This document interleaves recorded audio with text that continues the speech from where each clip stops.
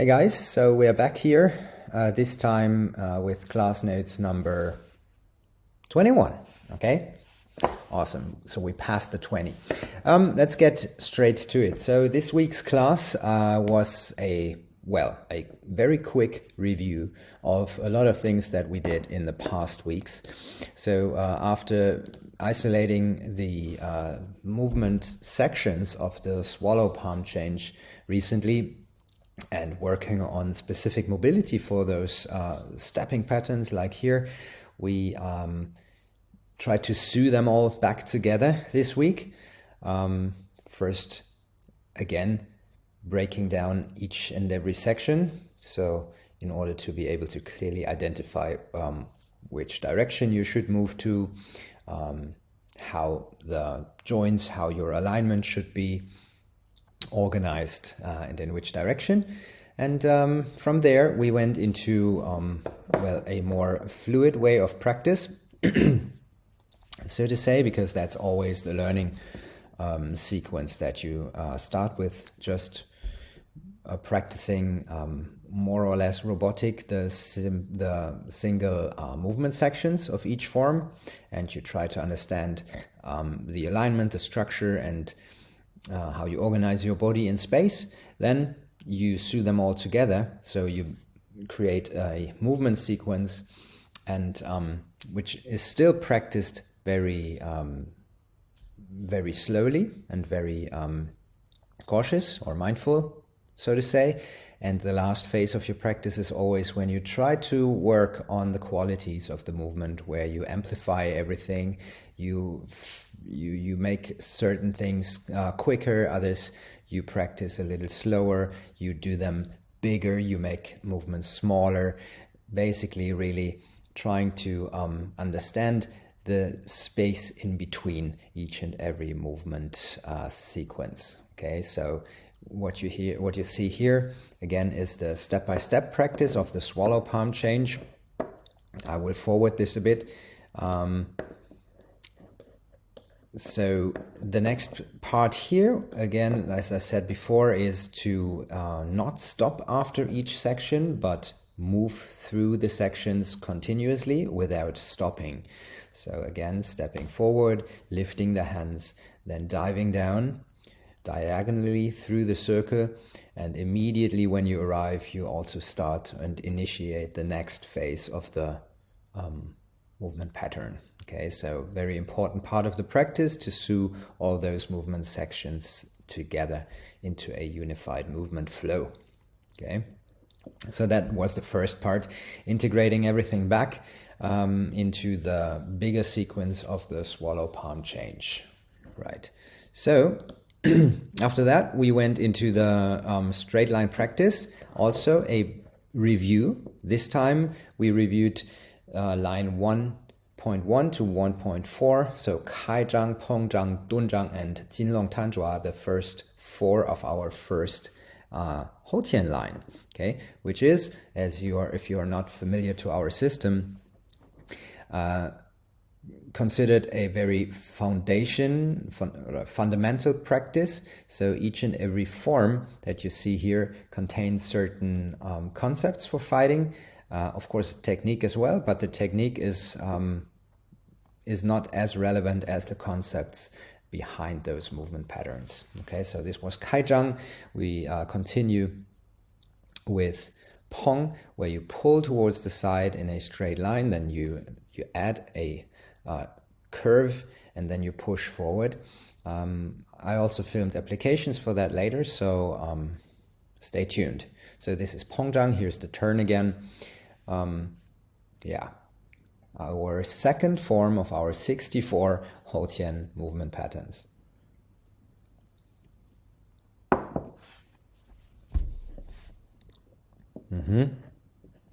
Okay.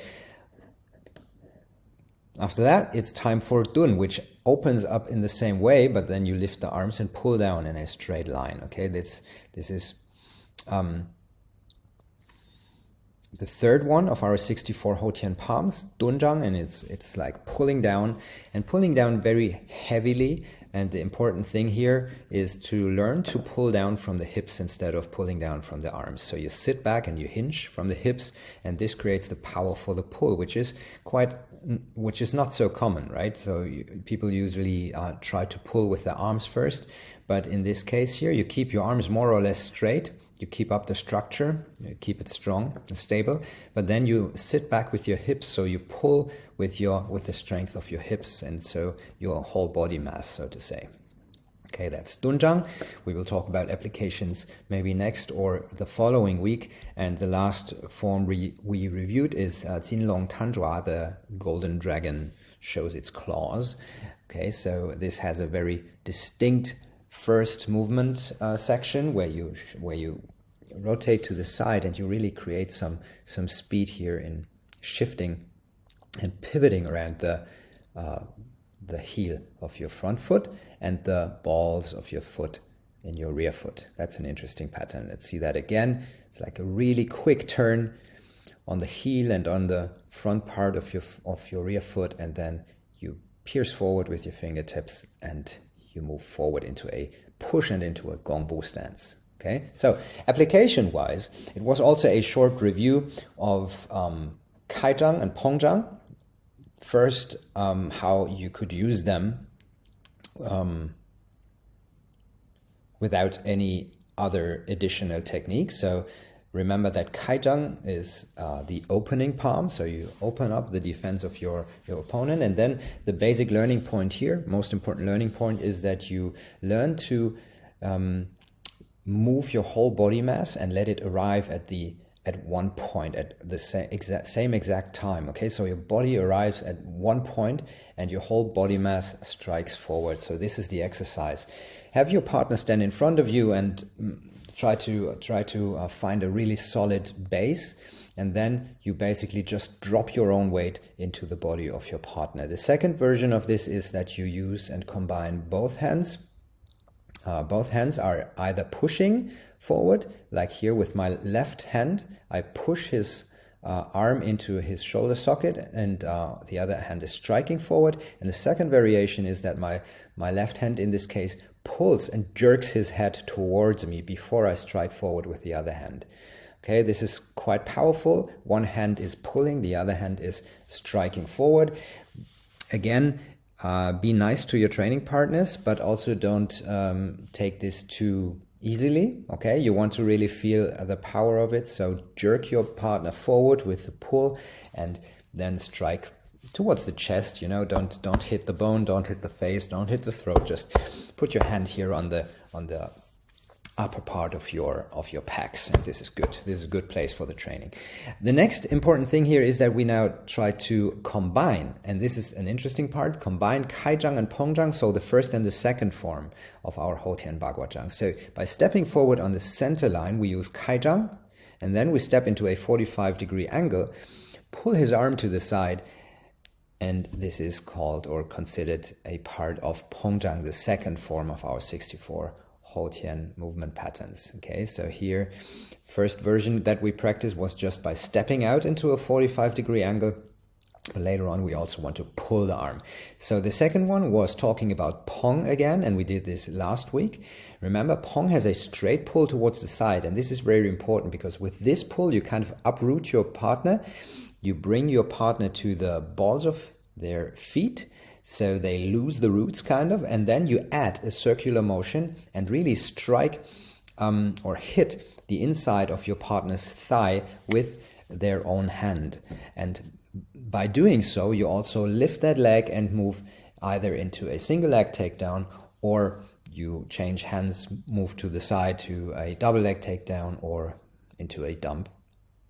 Okay, important thing here for those who don't grapple, keep your back straight, keep your head up. So this is very crucial in order to not get into a guillotine or in a headlock position. Okay, so one more time, pulling straight to the outside, pulling further into a curve until you are in between the legs of your partner, and then you can decide which version of takedown you want to add. In this case, she just bumps her shoulder into me and picks up my ankle. Okay, classic ankle pick version. So wham and push and pick up the ankle.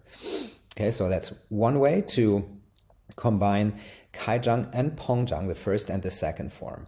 Okay, so another one, reviewing the first part again, combination of Kai and Pong, stepping forward on center line, changing the angle into a 45-degree angle. Then you see that I showcase a couple of different attacks from this 45-degree angle, and this is what I meant with the technique is not so important, but the concepts behind each form are more relevant in the beginning. So it doesn't matter if you strike with your fist, with your hand, with your elbow, with your shoulder, with your head, as long as you follow the principle of leaving the center line and stepping into an angle.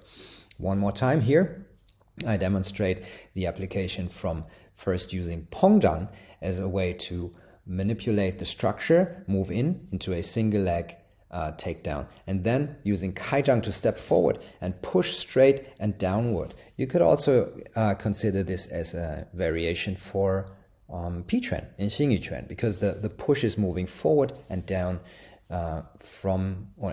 we use it as a single leg takedown. Okay, important here, she pushes me away first, so my front leg becomes light, she can pick it up easily, then she immediately pulls backward, so I have to jump and follow her in order to not fall. But then she changes direction again and pushes forward and straight down. Okay, this is what makes the whole movement so powerful. Okay. This was a quick class note section. Again, pushing into her, lifting up her leg, moving backwards, so she finds no space or no time to stabilize herself. She needs to follow. And then I immediately change the direction again. I put my hand to her shoulder, to her face, to her throat, whatever I can push into. And then I keep moving forward. You could also basically just run forward and push. Not only forward, but very importantly, also push downward, because it's very easy for an educated human body to resist a force which is coming in straight. It's very easy to resist this, but it's much harder if there's two directions combined. So you start by pushing in just forward in a straight line, but then you add the curve and you move the partner down by pushing into the center of the body. Okay, so here again, I put my hand on her shoulder in this case, much nicer than putting it into her face, and then I first push straight forward, but in the end I want to move down. Okay, remember, if you want to bring your partner down, you always have to lead the way. Down.